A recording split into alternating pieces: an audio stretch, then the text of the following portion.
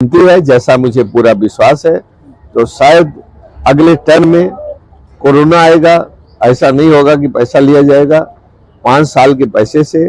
और CSR fund से लोगों का बीच में टाई अप करना, उनसे संपर्क करना, ये मेरा काफी आगे तक बढ़ चुका है।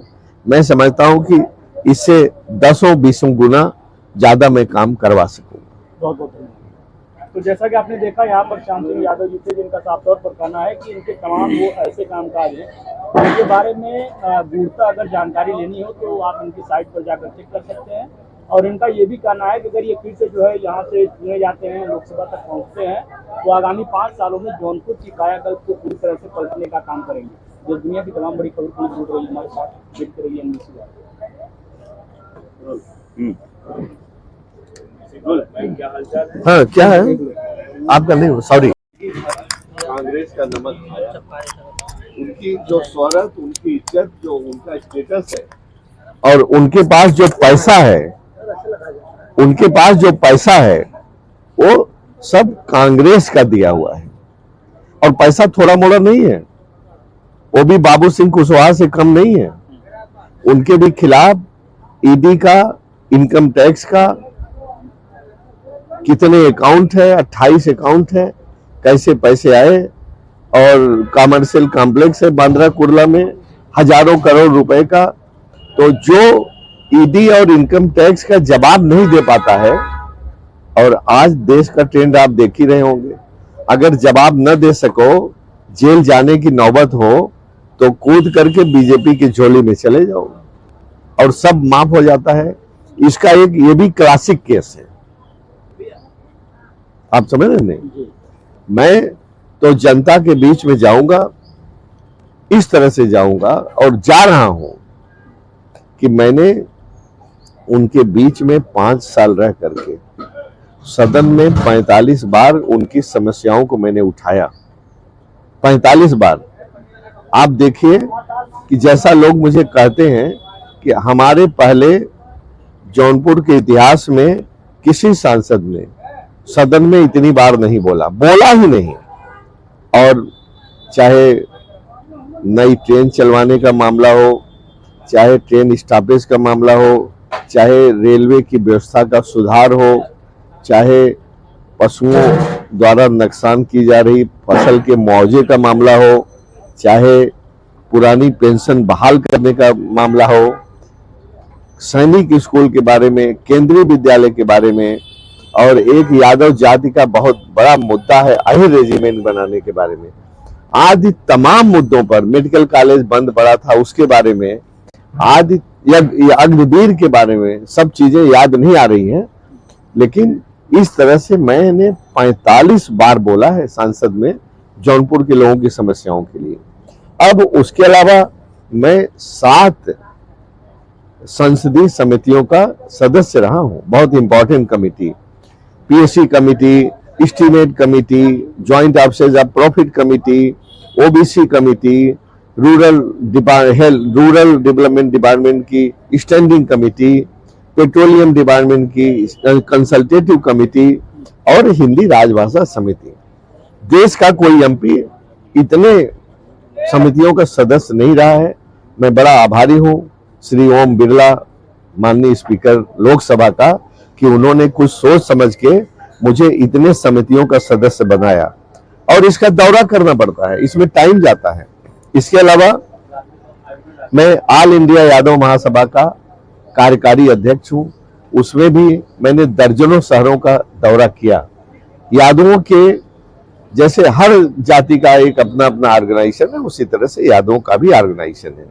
तो जो मैंने दौरा किया, उन्हीं को ऊंचा उठाने के लिए, उन्हीं की बेहतरी के लिए किया, उन्हीं के लिए काम किया।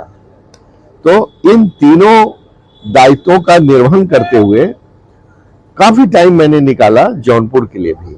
और देखिए, जौनपुर के लिए केवल प्रैक्टिकली मुझे 2 साल का पैसा मिला, लेकिन मैंने बहुत काम किया। अगर आप मेरे काम को पूरा देखना चाहें तो श्याम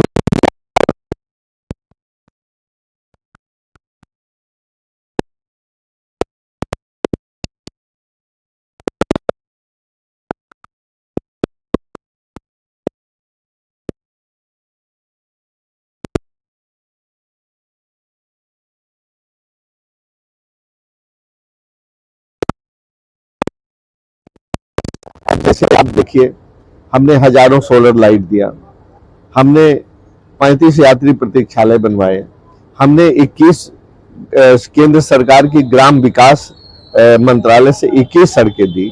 हमारे पहले तो किसी ने एक भी सड़क नहीं दिया भाई। और यही नहीं, रामघाट, पिलकुछा और इस पर मैंने सब पर शेड बनवाए। वो जहां उर्स होता है दरगाह पर, वहां बड़े बड़े शेड बनवाए।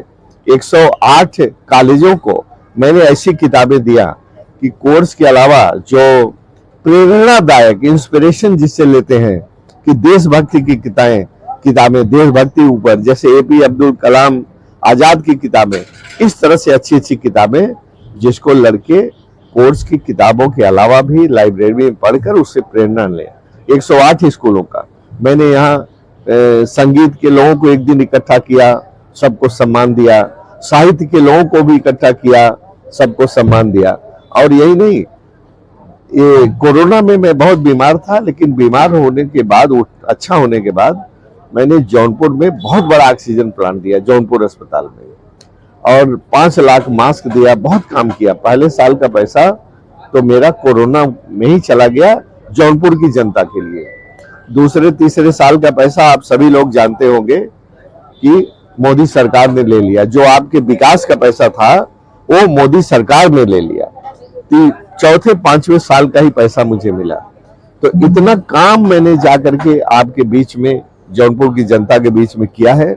इसके अलावा हमने अपने व्यक्तिगत प्रयास से देखा कि स्कूल के बच्चों को साफ पानी नहीं मिल रहा है, और खास तौर से गर्मी के दिनों में साफ पानी कहीं कहीं मिल भी जाए तो ठंडा पानी नहीं मिल रहा है।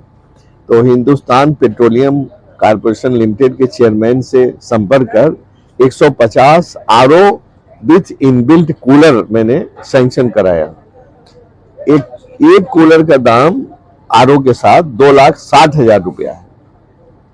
ठीक है, तो सारे स्कूलों को मैंने दे दिया, जो भी हमारे पास जिन्होंने अप्रोच किया था। और बचे हुए को चाहे इंग्लिश क्लब में दे दिया, कलेक्ट्रेट में दे दिया, सिविल कोर्ट में दे दिया, और ढेर सारी जगह, सार्वजनिक जगहों पर मैंने दिया।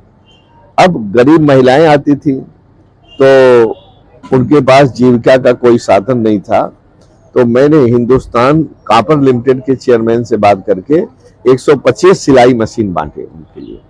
ठीक है, और रक्षा मंत्रालय से मिल करके, जो आपने देखा होगा आजकल पढ़ाई का सिलसिला ढंग बदल रहा है, स्मार्ट क्लास हो रहा है। स्मार्ट क्लास क्या है कि बड़ा टीवी स्क्रीन होगा, लैपटॉप होगा, और वो होगा प्रोजेक्टर होगा, उससे लड़का पढ़ेगा, क्लास